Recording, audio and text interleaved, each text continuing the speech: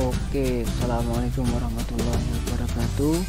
Ya, kembali lagi dengan channel Pak Arif. Pada siang hari ini ya, Pak Arif akan membahas soal latihan PTS IPS SMP ya. Silakan kalian yang berasal dari SMP mana saja bisa belajar di channelnya Pak Arif ya. Oke, langsung saja kita pembahasan. Oh iya, jangan lupa kalian like dan subscribe serta share ke teman-teman kalian supaya lebih bermanfaat ilmunya ya. Kita langsung saja menuju ke pembahasan soalnya. Oke, kita bisa lihat. Oke, sekarang nomor 1. Tanpa adanya ruang, maka manusia dan semua makhluk hidup lainnya tidak memiliki tempat hidup, di penghasilan, di pekerjaan, di perusahaan. Jawabannya oke, A ya. Jadi tanpa adanya ruang, manusia dan semua makhluk hidup lainnya tidak memiliki tempat untuk hidup. Karena ruang adalah tempat di mana permukaan bumi, baik secara keseluruhan maupun sebagian yang digunakan untuk makhluk hidup untuk tinggal. Nomor 2 ya, aktivitas di pegunungan pada umumnya sebagai A. Penghasil garam, B. Penghasil ikan bandeng, C. Penghasil sayuran, D. Penghasil alat elektronik. Jawabannya iya, betul, C ya, penghasil sayuran. Kenapa? Karena pegunungan mempunyai suhu udara dan keadaan tanahnya cocok untuk ditanami sayuran ya. Kita lihat di Google ya, supaya kalian lebih percaya. Ini di daerah pegunungan ya, daerah pegunungan. Kalau kalian bisa pernah jalan-jalan ke gunung juga, kok seperti ini, benar, pegunungan. Nah, jadi hijau ya, cocok untuk sayuran dan bunga dan buah-buahan ya, karena cocok sekali tanah dan suhu udaranya untuk bersayur dan bercocok tanam. Lanjut, nomor 3, jenis tanaman yang paling sesuai untuk ditanam di daerah kapur. A. Padi dan teh. Ini salah penulisan D ya, harusnya teh ini otomatis di komputer biasanya ini salah ya. Oke, ini dapat benarkan. Yang B. pinus dan cemara, C. sayuran dan buah-buahan, D. jati dan palawija. Jawabannya oke, D ya, jati dan palawija, karena tumbuhannya tidak memerlukan banyak air, jati dan palawija. Kemudian ada lagi jagung ya, kalau sayuran padi pinus ya biasanya sangat membutuhkan banyak air. Lanjut, nomor 4, salah satu sumber alam yang dapat membangkitkan tenaga listrik dengan tidak menimbulkan polusi udara adalah A.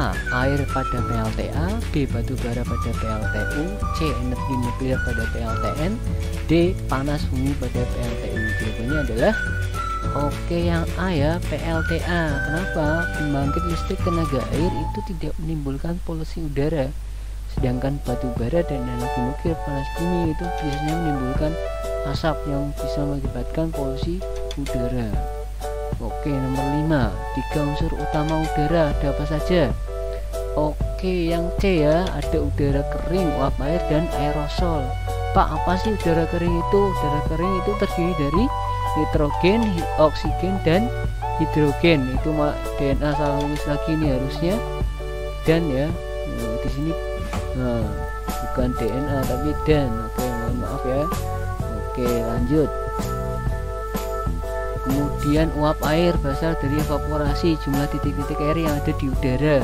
Kemudian aerosol apa sih Pak? Aerosol adalah benda-benda kecil ya dengan berat ringan yang melayang di udara. Contohnya garam sulfat, nitrat, kalsium, silika, dan partikel-partikel dari gunung berapi. Nomor 6 ya, segala sesuatu yang berada di alam dan di luar yang dinilai memiliki guna untuk memenuhi kebutuhan hidup manusia disebut A. terestrik, B. akuatik, C. potensi alam, D. sumber daya alam. Jawabannya iya, betul, sumber daya alam ya, atau kita sebut natural resources ya, yang artinya segala sesuatu yang ada di alam dan di luar manusia yang dinilai memiliki daya guna untuk memenuhi kebutuhan hidupnya.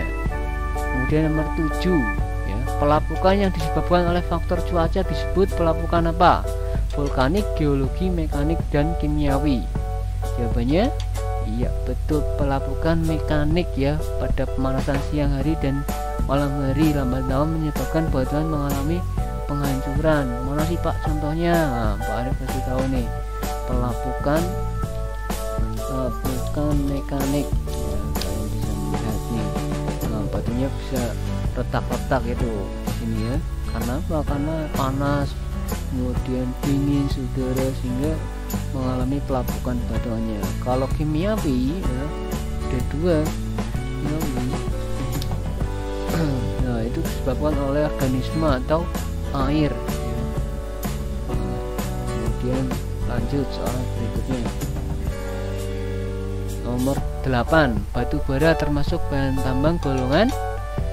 Oke, jawabannya A ya. Oke, batu bara termasuk bahan tambang golongan A. Kenapa? Karena berdasarkan peraturan pemerintah nomor 27 tahun 1980, jenis tambang di Indonesia dibagi menjadi 3 ya. Bahan tambang golongan A, B, dan C. A itu ada bahan tambang strategis ya, itu artinya sangat mempengaruhi stabilitas ekonomi suatu negara karena strategis, contohnya batu bara, gas bumi, dan minyak bumi. Kalau bahan tambang golongan B adalah bahan tambang vital yang mempengaruhi hajat hidup orang banyak, contohnya perak, tembaga, nikel, bauksit, emas, dan timah. Kemudian yang golongan C tidak termasuk A dan B, contohnya batu apung, belerang, dan pasir. Lanjut nomor 9, tujuan utama pengolahan sumber daya alam adalah, ya betul yang D ya, melestarikan dan meningkatkan mutu kehidupan.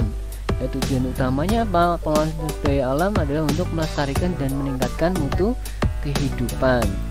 Nomor 10, sumber daya alam mineral yang tersedia di bumi memiliki jumlah A terbatas, B tidak terbatas, C berlimpah ruah, D tidak terduga.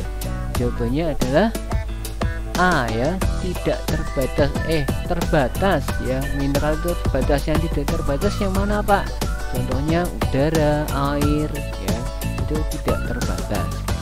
Oke, itu saja ya, 10 dulu. Semoga bermanfaat.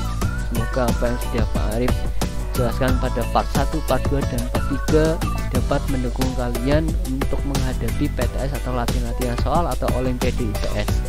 Oke, salam sukses. Semoga sukses dalam menghadapi Olimpiade atau PTS IPS.